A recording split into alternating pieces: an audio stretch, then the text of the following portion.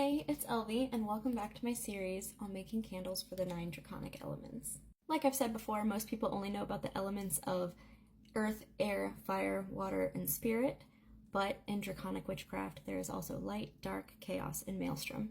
And today we're going to make a water candle. Any blue candle will do. For these, like I've said before, I would carve in my runes, cover them in oil and herbs that represent water. But for these, I don't like putting herbs inside because it's a fire hazard. So I actually infuse my herbs into oils and then put the oils in. We're going to start with the Elder Futhark bind rune that I use, but if you don't know the runes and you don't know the dragon runes, you can use sigils that you create yourself as well, whatever works best for your practice.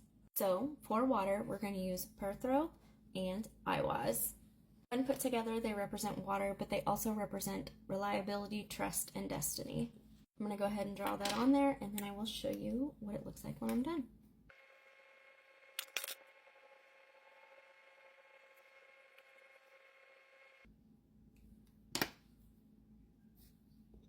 Now that that is done, we're going to put our Draconic rune on the other side, and the rune we're going to use today is Ra. And if you haven't seen the video I posted earlier, I know that I accidentally used this on my air candle. I was having a bad week. I did in that video say that it represented water because it does. We meant to use Ma, which I posted in my earlier video and talked about, so you can go check that out. But we're going to use Ra. So Ra represents water, patience, curiosity, meditation, persistence, emotions, and serenity. I'm going to go ahead and draw it on here, and then I'll be back when I'm done.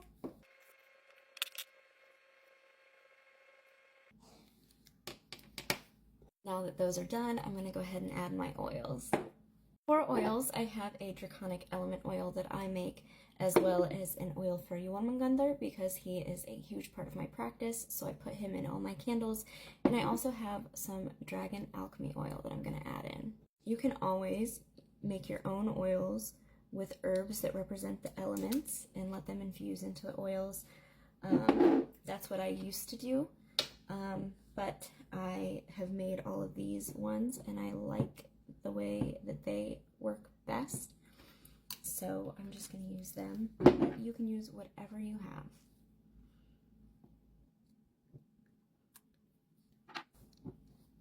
Now that that's done, I'm going to go ahead and add this shell that I have that I drilled a hole in. I got this when I lived in Virginia Beach and we went to the beach. I would bring home shells every single time. So I'm just going to go ahead and add this on and then we'll be done. Now that this is done, I'm going to stick it off to the side with our air and fire candle.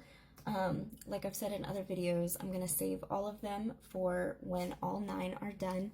I can use them in circle for ritual and things like that. Next candle we're going to make is either going to be for earth or spirit. If you have a suggestion or preference, put it in the comments and we'll do that.